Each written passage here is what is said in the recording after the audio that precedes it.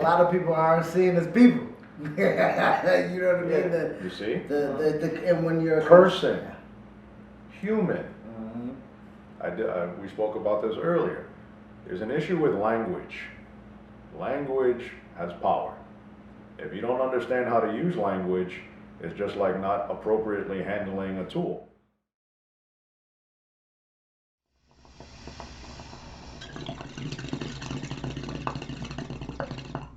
When you're under stress, when you're under threat, this is what human biology does. When you're under threat, your central nervous system starts shutting down. You're not hungry, you're not sleepy, you have to either address the threat or you got to get the hell out of there. I think we've all dealt with this in our relationships. I feel you. I understand. But emotional, not logical, always. But you see, it's a common experience. But what people do is the level of charge that they receive, because it's a personal issue, they want to express it, and that rationale is out the window. Why? Whoever's close proximity can get it. Anybody. And that's the thing. Notice what you're doing. You love your friend, you're sitting there arguing, but it's escalating to where you're more fighting each other than loving each other. That makes absolutely no sense, because it's a common cause that triggered you guys in the first place, and now you're fighting amongst each other. That's that psychological warfare I was talking about. Everyone is falling for it. And this is the hard part. People don't like being told that they've been fooled. People don't like being told that they've been taken advantage of. They don't like being told that somebody got one up on them. Now you got to deal with people who are already pissed off, and now you got to tell them that. That's what really messes people up, because they're personally feeling these sensations, and they feel they're entitled to their opinions. It's not really advancing anything other than them expressing in an uncomposed manner, which is destructive. Let's talk about opinions. That's a good thing to talk about, because we were talking about how people feel like they're entitled to their opinions. You said that people shouldn't be entitled to their opinion. And a lot of people are beginning to, so a lot of people have a lot of thoughts like that, and I've countered them. I've always been on the side of people are entitled to their opinions, but they must deal with the consequences of their opinions. You know, it doesn't mean that somebody's going to agree with your opinion. Doesn't mean that you're not going to offend somebody. Doesn't mean that you're gonna completely change somebody's mind. So, but I think that as a human right, with all of our own experiences, all our own upbringings, and I think that opinions matter in the world, and it shapes the world. Opinions and ideas from an individual who may not live the life you lived, you know, and may bring a different perspective. They're like, I can consider something. Yeah, but that's the thing. Other than my reality. What are you looking to do? Are you looking to just hypothesize, or you're looking to get results? There's a big difference. We can sit here and think all day. It doesn't get anything done. I'm only asking for an opinion from somebody if I'm willing to change my own. And I think that's learning. And that's learning right there. You're willful. And that's also me set in my ignorance as well. Because if I will not care for someone's opinion, then I won't necessarily. Me individually, an opinion, your opinion has to have some type of empirical factuation behind it. There's a basis for it. It has to. You'd be surprised. I know, but I think that's where we get into the opinions don't matter, and I think that's where, because again, we're individuals, we control our own space, our own intake, or whatever. Like your opinion, cool. If we don't, and I think that's how me and Chitty got to know each other and grow with each other as individuals, is because he had an opinion, I had an opinion. Okay, what's your opinion based on? Where's your empirical analysis from your opinion? Yeah. Okay, bring that fact here. Okay, and I'll bring my analysis from my interpretation, and then I'll bring it here. And that's what I see as an opinion. Where is the empirical analysis? And everybody's just drawn off that factor, like you say. How you feel at the time is how somebody will continue to carry. You know what I mean? And that goes with the maturation. Yes. If I've been this way, I felt this way, I've experienced this, and I haven't experienced it another way, so it has to be this way, and this is my opinion on it. Well, see, that's the thing. What you're doing is you're individualizing the experience, my way or the highway. You can't do that. Rather than having an experience as an experience. Exactly. It's a one-time thing. It's an individual experience. It's a situational. Yes. Circumstantial. Yes. Like, that's what an experience is, you know what I mean? And now, the experiment is the same way. You said it. You had an opinion. You had an opinion. You came together, but you were willing to learn from one another. It takes maturity to do that. Maturity is choosing to understand as opposed to emotionally react. That is what all of us have to go through. That is not necessarily what everyone is behaving like. What's tattooed on your neck, CT? Independent. Oh. As opposed to community? It's duality, man. It's more complicated than it looks. No, but the reason why I brought that up, and it's great that this conversation is happening, is because our growth, our friendship, our brotherhood has grown from the opinion of I'm bringing interdependence. He's coming from his experience of independence, and we are meeting and fine tuning and finding that balance. And how are you going to do that? Individualizing, learning, and individual improvement in order to begin community. As a Marine, our first leadership trait is know yourself and seek self-improvement. Like, Dr. Jigoro Kano, the founder of Judo, perfection of the self. And that's something that I've worked on my whole life. And he could speak to that because, like, I really beat myself up when I'm not doing my best. I'm feeling my best. We're harder on ourselves. You know, yeah. And I want to. If I see myself as being stagnant, I feel frustrated. It doesn't matter at what level I've been stagnant. I feel like I'm not moving up. Energy's not moving. Yeah, I feel like I'm like depressed almost. You know. So that's why I got this tattoo. I got out the hospital. You know, and I was being reliant on the nurses, my family, on all my friends coming to see me, and I felt like I needed my own independence, and I needed to find myself as a man. And you know, I moved out to Florida with nothing, by myself, you know, to go to Folsom. Never went to a class, and ended up building something for myself. You know, meeting a friend, and we're building our own, you know, company, just media company. So, I understand the value of independence, like, and of self growth. But as I'm very empathetic to world issues, and when I look at things in the world, I want them to be better, and I want to find my place in promoting the good of the world, the love of the world, the respect and the dignity of saying, hey, this person has lived a different experience from you, valid, and you have to understand that when you interact with someone. Look at this forum. This is where you made the mistake. Because you said you have to understand it. You don't have to. Yeah. That's why you have to be careful with language. Because people have manipulated language at such a minor detail that people fall for stuff all the time if you're not paying attention to it. Language is a very powerful tool. This is how we develop ideas further beyond the individual. But the issue that's at hand is manipulation. Being manipulated emotionally to behave in a certain manner which has adverse effects, which forces other people to come in. This is a power issue. This is a control issue. Who has power, who is worried about the rest of us turning our attention away from what is actually going on? The reason I picked that up is because for pro wrestling, we have to be around incredibly deceptive people from start to finish. We know when you're paying attention over here, something is going on over here. So, it's no different in the world around us. The only difference is I took all of my skill and I applied it in the real world. So now I can pinpoint when people are being deceptive. I can pinpoint when people are reading a script. I can pinpoint when people are repeating the same words that are being repeated in other locations and areas because the community is starting to behave the same way and trendy. The same way as wrestlers like picking up on famous moves. The same way that they like copying other people, and then you got a whole group of people looking like the same person. So this is no different. You have to pay attention to what is going on around you. You cannot do that if you're not composed. In order for you to be composed, you have to be mature. In order to be mature, you have to choose to understand by learning further, because we do not know everything about anything that's going on at the current moment.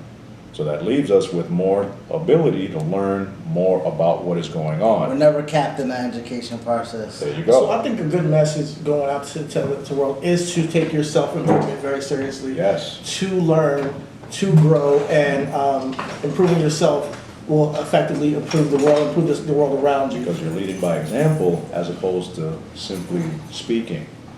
People don't believe what you say. They believe what you do. The people who believe what you say are being sold on an idea. This is the same business-customer relationship that has always been in place. People like the idea of, oh, this whole big song and dance to make me feel a certain way because you're gonna get my money and I'm gonna get a product. There's people extremely savvy. They sink millions of dollars into advertisement and sales marketing in order to figure out how to psychologically induce people to jump. There's a call to action. So, there's people who've understood human psychology for a long time and have figured out the science of how to get people to move. Now, you have a tool, how do you use it? In the good way or the bad way? Human nature, some people are insecure. They want to control things. They want power over it. And that manifests into something far worse when there's no checks and balances. It's no different. Any one of us in a position of power that goes uncontrolled for an extensive period of time, we all have the susceptibility of falling into the same traps as anyone else, depending on the circumstance. It's going to boil down to the individual level of composure. But that's the thing. We look at all these other people who are doing these terrible things. We have a tendency, or we have the capability of doing the exact same horror if we get into the certain condition. That's the trouble. You look at that cop. That cop wasn't always that way. He became that way. So if he became that way, what led him to become that way? He learned it. He learned it. On top of that, who else was around him? There was no one else reprimanding him. They were complicit. So that's a culture. I know that because I've had to change cultures in various companies for over 20 years.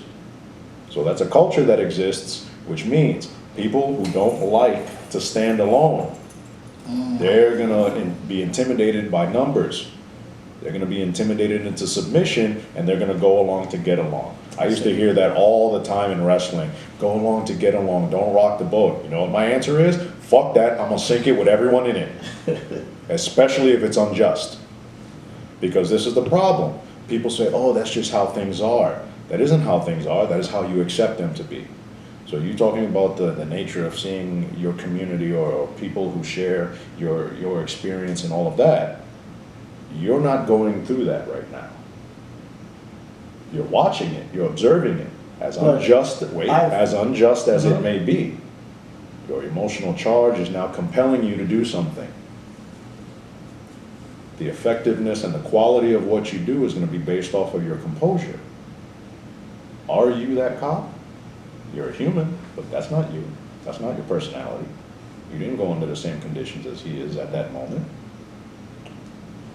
That is another human being, but that individual behaved that way. That has no relevance to you. That's the same argument when you have that gentleman who was standing between the cop and the older guy. That guy didn't kill that man.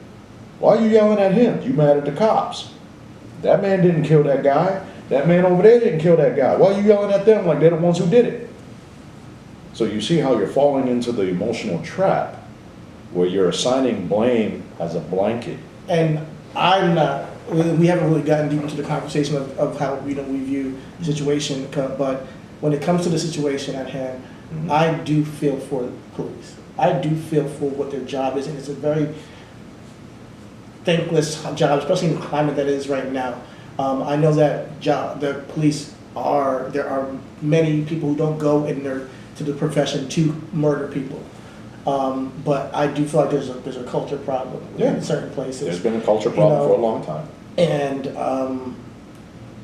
when it comes to the culture problem, it's like we've seen good cops who reprimanded, who put reports in and gotten fired because of it. So when we see that going on, there is going to be the culture is going to continue, and if you allow it, if the people don't stand alone and change it.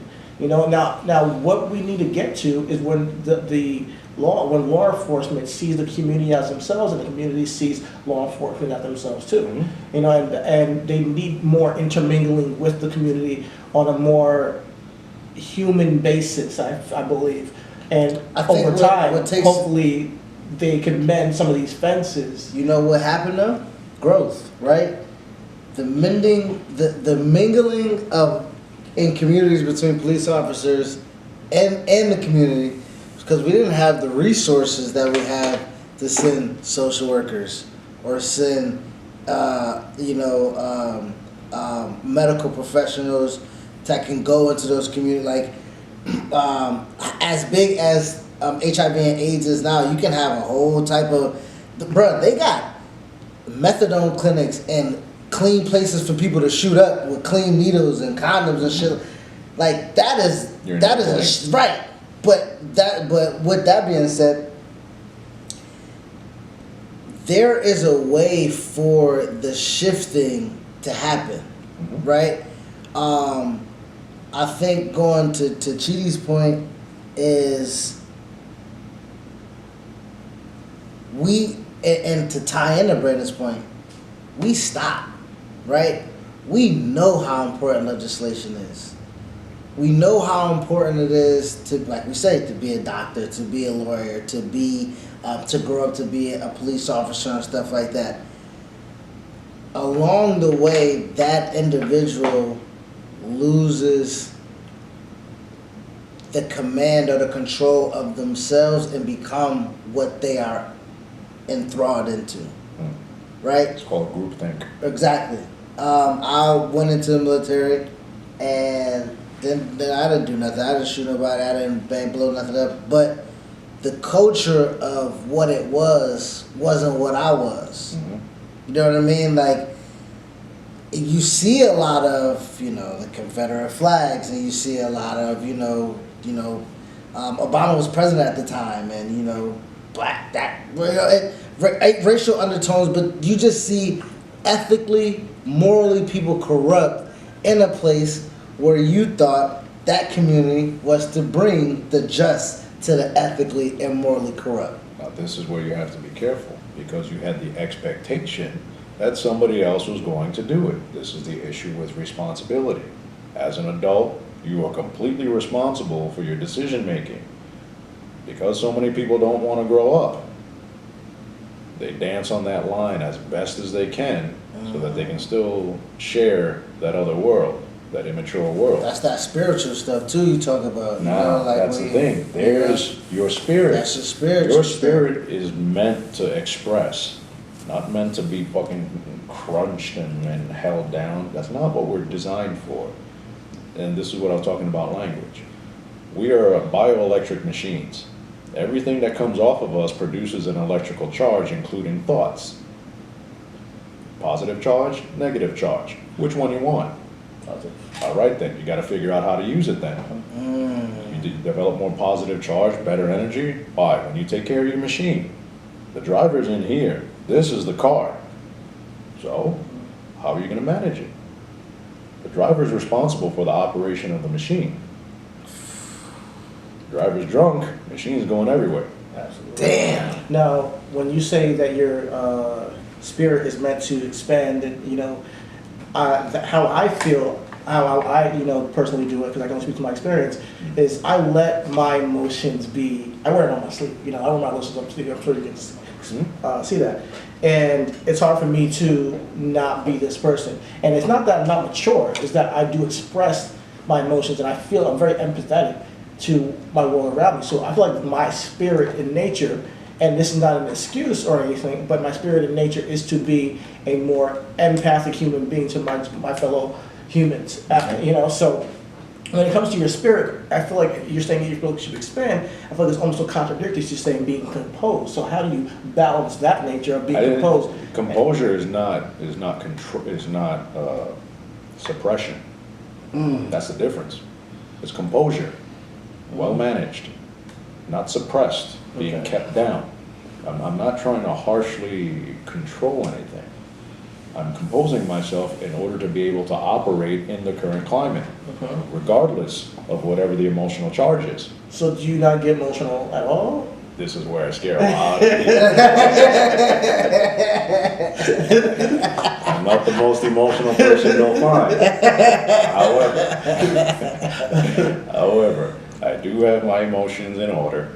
I'm not as much of a psychopath as everyone points out, but that's the difference. I have a grasp of it. I have an understanding for it, so I don't allow it to affect me in the same manner. On top of that, I understand there is a time and a place for everything. So, even in doing that, we're all taught most of the time that as kids, there's a time and a place for everything. I didn't say suppress your spirit. I said compose. You're in full control here. You're not denying anything, but you're controlling it. Why? And you're not suppressing it because it's something bad. Okay. You're managing it because if it goes uncontrolled, it can have an adverse effect. So it's like power, So right? it becomes counterproductive. Yeah. Power's the energy, right? Mm-hmm. If you compose your power, people respect authority rather than fear. Yeah. Yes, and that's the difference. You know what I mean? Respect and fear. Complete opposite ends here. Yeah. Respect carries you way farther than fear. Why? Because people who are fearful are going to behave in a variety of ways that may not even have anything to do with what the initial fear is. Now, you got all these people who are emotionally charged because a gentleman got killed, and they're all turning on each other. And now you see the systematic mind fuck that is because we never respected anything revolving, right? We're in the United States of America. What the fuck is that? We never respected that. We never gave a fuck about it. And with that being said, we are a product of something I was never given a fuck about. Mm-hmm. And that's the trouble. You have to care. Well, I grew up in New York. This was a common saying in a New York school system. Not my kid. I don't care. Damn. So that apathetic approach is being groomed at an early age. So unless you actually care about what you're doing, you're going to have that approach with practically everything around you, which is highly dangerous. That makes so much sense. Because we're from New York. Yeah. And that makes so much for the New York kind of culture. It's like, I don't care. And then even that goes down to our communities, right? Yeah. It goes down to black community. You can't chastise my kid. You can't say nothing to my kid. You can't. Well, if I see him doing something wrong in a community that we share, we should be able to share the responsibility to speak on it. It's an African proverb. It takes a village, Right. to raise, your community, to raise your kid. To one kid is Well, see, a that's the village. thing. That's an accurate statement, but it's been whored out to the point where it's misleading. How so? It Well- takes a village to raise a child, that's if the community actually cares about itself. Correct. If the community doesn't care about itself, those kids don't mean shit. And those kids won't And they won't grow up. and they won't be cared for, and they won't grow up to care. Absolutely. On top of that, look at, and the reason why I brought it up was because it's an issue that not many are regarding. The Black Lives Matter movement has been hijacked by people who want to be opportunistic, to cause more chaos than what the actual intention is, and because of that, it is now drawing the negative attention on the initial argument, which was Black Lives Matter. But the hijacking is all the destructiveness that is going on and the emphasis that it's Black Lives Matter doing it. The people who are associating with the actual organization, it was discovered that it's actually an incorporated business with no location. You would go to the website and donate money, it goes to Act Blue. Act Blue is the Democratic National Convention. All the money that goes unclaimed gets redirected to the Democratic National Convention. So you have Bernie Sanders, you have Biden, you have Hillary Clinton. They got a whole shitload of paydays just because everyone decided to donate to Black Lives Matter. So this is where you have to understand. If you're so emotionally charged, you're blind to everything around you, you will not recognize when you're being taken advantage of. Fuck.